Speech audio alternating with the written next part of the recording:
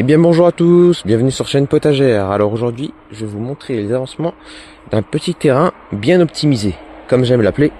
Alors là, nous avons un chemin déjà. Vous voyez que je marche sur un chemin en terre, avec de la paille par-dessus, pour un meilleur confort avec les chaussures. Voilà.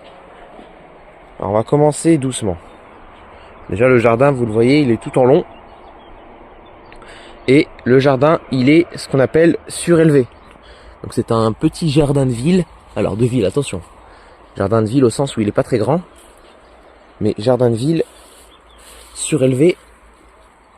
Parce que là, on est à 4 mètres de haut. Donc vous voyez, pour vous qui voulez avoir un peu d'inspiration. Je vais vous montrer aujourd'hui un jardin très inspirant.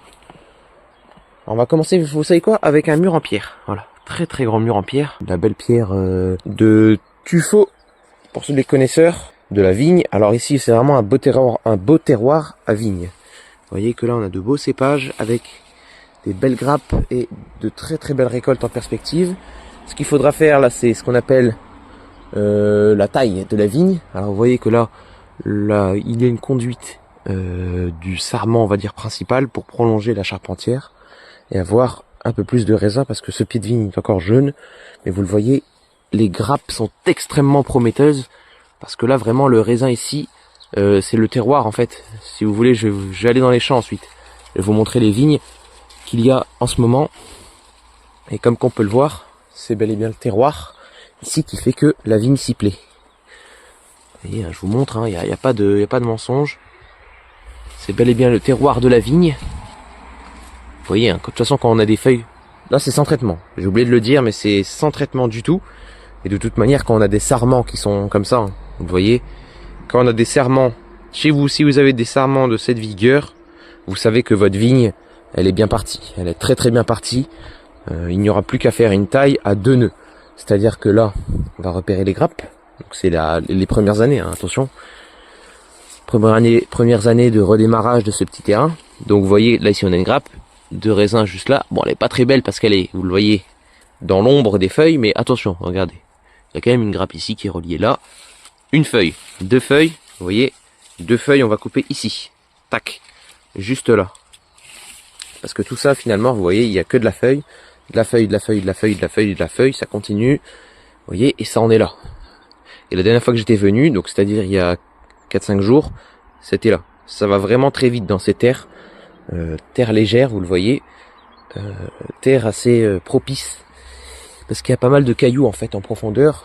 D'où les constructions avec beaucoup de pierres. Bah, des pierres de tuffeau quoi, c'est la région. Alors je vous montre un peu la vue. Là-bas on a quelque chose de fort sympa. Alors attendez, pourquoi ça fait pas le focus? C'est un truc de fou quand même. Voilà. À ce niveau-là. Alors je vais vous montrer maintenant le jardin potager. Alors c'est un beau petit jardin potager, première année de redémarrage encore une fois. Et comme que je vous l'ai dit, c'est de la terre ici légère, donc de la terre qui a tendance à se battre. On va voir, c'est du limon.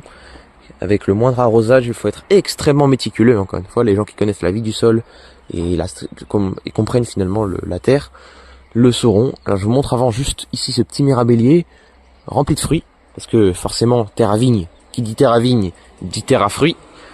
En général, c'est souvent le cas. Et bah vous voyez ici, franchement, très très belle récolte en perspective. Bon voilà, je vais pas en montrer plus. C'est un peu tout le temps comme ça. On a quelques mêmes problèmes de pucerons. Mais vous voyez, les feuilles comme ça en fait, les pucerons sont partis. Parce qu'en fait ici on a un biotope finalement équilibré. Et ils ont dû commencer à s'installer ici, ils ont essayé de proliférer. Et ils n'ont pas continué, donc il y a plusieurs raisons à cela, on pourra en reparler. Donc n'hésitez pas à me dire pourquoi, selon vous, ils n'ont pas proliféré. Moi, j'ai mes petites explications. Alors, je vais vous montrer ici un excellent pied de melon. Très très beau spécimen.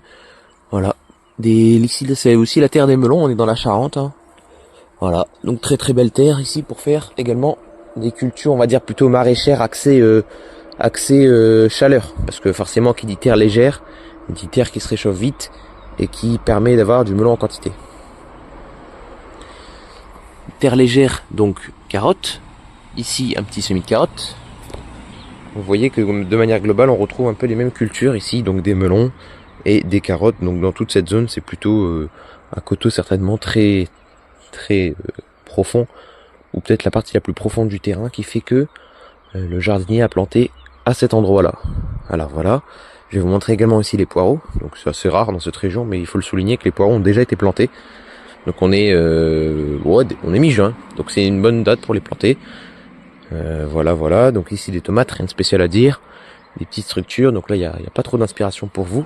Par contre, ce qui est inspirant pour vous, je pense, c'est ceci. Et ensuite on va parler de vie de sol, si ça vous dit. Donc là, bon, des pommiers. Enfin, un pommier pour être précis. Je ne reviens pas dessus, mais c'est ça surtout ce qui est intéressant. Tout ça, ce grand champ, jusqu'au bout, en framboise. Donc framboise. Vous voyez, hop. Je vais m'aventurer. Bah vous voyez ça sera pour moi là. Maintenant, hop. On regarde s'il y a personne. Il y a personne dedans. Hop.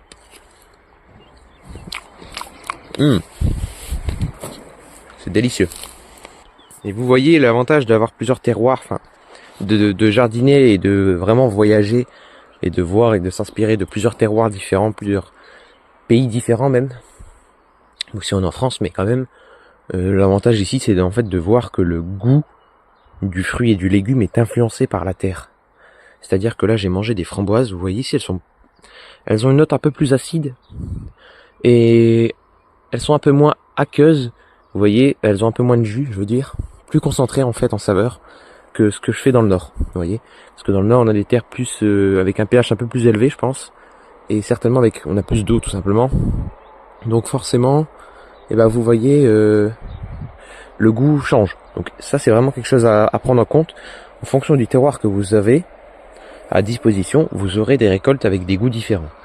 Donc voilà, ça c'est pour signaler le fait que le goût est vraiment influencé par la terre et rien d'autre. C'est vraiment le terroir qui fait le goût. Ensuite, pour la quantité de fruits que l'on récolte, c'est l'amendement que l'on y met. Et ça passe par la lecture du sol que j'aime bien dire. Et vous voyez, transition toute trouvée ici, on est sur des terres limoneuses. Alors terre très légère, terre très fragile. Vous voyez, regardez, à peine avec le doigt. Hop. Vous voyez, ça part, ça y est. Vous voyez, ça je ne peux pas le faire chez moi, vous voyez. J'ai beau dire que j'ai une terre assez propice. Mais là ici, regardez. Vous voyez, un petit coup, vous voyez, et ça part tout de suite on est même en terre sableuse ici en réalité, on est en sableau limoneux, vous voyez, hop. On est en sableau limoneux. Donc quand vous pouvez faire ça avec votre main, là, avec votre doigt, sur de la terre humide, et qu'elle s'effrite de cette manière, c'est que vraiment vous êtes sur un terroir extrêmement souple, propice à certaines cultures, comme le melon, comme la carotte. Donc ça, vous pouvez y aller à balle. Vous voyez, c'est comme ça que vous reconnaissez un peu les terroirs. Voilà. Donc là, rien de spécial, hein, des choses classiques. Faut quand même signaler qu'il y a quelques jours, tout ça, c'était pas aussi gros et aussi beau parce que j'avais préconisé à ce jardinier de mettre de l'engrais. Alors je pense qu'il l'a mis parce que là, en tout cas, c'est beaucoup plus vert que ce que ça n'était avant. Et puis même là, ce pied de concombre, par exemple, là, vous le voyez, il est très beau. Donc vous voyez, tout ça, ça n'était pas comme ça. Il y a encore quelques jours, c'était franchement, c'était un peu plus jaune, quoi. Et même les framboisiers, vous voyez, c'était pas aussi. Alors, il y a deux explications. Ou il y a eu de l'engrais, ou alors il a plu. Donc, je pense que il y a eu les deux, en fait. Je pense qu'il y a eu les deux. Je reconnais, la terre est humide, je le vois. Voilà. Il y a des petites laitues. Enfin bref, un beau petit jardin. Vous voyez. Et ce que je peux vous montrer aussi, c'est ça. Voilà, c'est qu'ici, la biodiversité est extrêmement présente et préservée. Beaucoup de fleurs, beaucoup d'insectes. Et ça, on aime beaucoup. On va revenir un coup sur la vie du sol pour les plus intéressés. C'est vrai que j'en parle pas trop sur ma chaîne, pourtant c'est un point fondamental. Alors j'hésite à faire une formation complète de A à Z sur comment comprendre son sol, ou comment que je le comprends, et finalement lire sa terre. Donc dites-moi si ça vous intéresse, une formation complète de A à Z, pour vraiment avoir des éléments concrets de réponse, et savoir intervenir dans n'importe quel terrain, vous voyez. C'est-à-dire que on ne devient pas un simple jardinier, mais un véritable maître de culture. Et on arrive à comprendre mieux en fait sa terre. Vous voyez, là j'avais dit à ce jardinier de mettre de l'engrais. Et vous voyez que maintenant, je le vois, on a de très beaux résultats. Il y a également le facteur pluie. Il y a plu, mais quand même, Je le vois là, les feuilles de cette courgette, vous voyez. Un très beau feuillage. Ici on a déjà des tomates. Voilà, des tomates, attention, tomates en formation. Ça ne veut pas dire que la récolte sera imminente. Enfin bref, vous avez compris l'idée. Donc dites-moi en commentaire si vous voulez une petite formation. Donc bon, je sais pas si ce sera payant ou pas, en fonction du nombre d'heures que j'aurai fait passer à bouquiner, à rechercher et à retranscrire de la plus explicite des façons possibles. Voilà, je vous laisse avec un beau petit plan de jardin et je vous dis à une prochaine aventure.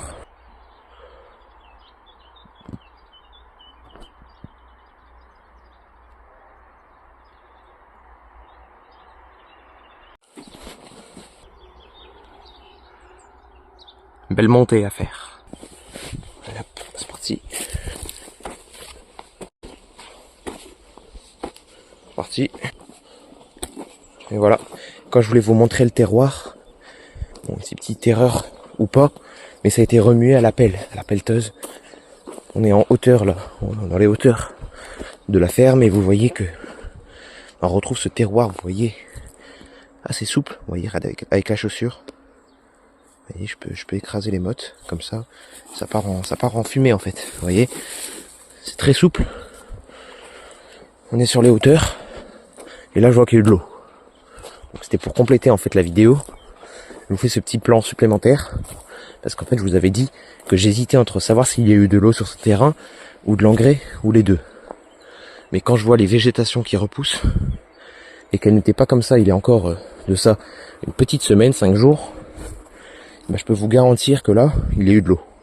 Et il a plu suffisamment pour faire repousser tout un tas de plantes vivaces. Vous voyez ici, on retrouve pas mal de trucs, du lierre, des ronces, bah oui. C'est comme ça que ça démarre. Ensuite, ça devient très puissant et ça fait ça. Voilà. Il y a tout ça ensuite à enlever. Alors, je vais vous faire le petit plan tout autour quand même parce que voilà, faut rester cohérent. Vous voyez ici, il y a un peu de régras. Ici, des ronces. Vous voyez, ça repart vite, hein, très très vite. Voilà. Voilà, donc on retrouve sur ces terres sableuses des jeunes ronces qui repartent. Voilà, ça devient ça ensuite. Ensuite ça devient ça. Ensuite ça devient ça. Voilà, et là on a retrouvé aussi ce que je vous disais, pierre de tuffeau. Voilà, donc là c'est la roche. Parce qu'en fait en dessous de cette terre, il y a une cave à vin. Et ça c'est très traditionnel de la région. Dans les coteaux bien exposés, hop, on y garde les bouteilles en secret sous la terre. C'est-à-dire que là, vous voyez, je suis sur une butte. Et en fait, ils sont venus donc sur le côté là-bas. Donc c'est creusé en dessous. Et c'est creusé à 5 mètres de profond. Et à l'intérieur, il fait vraiment beaucoup plus frais. Parce qu'il y a toute la terre, l'épaisseur de terre qui fait que ça isole. Et en fait, à l'intérieur, on est à 12-13 degrés, vous voyez. Alors que là, aujourd'hui, c'est une journée à 30. Donc vraiment attention. Faut faire très attention avec ce que l'on a à disposition. Voilà. Allez, je vous laisse et je vous souhaite un très bon jardinage.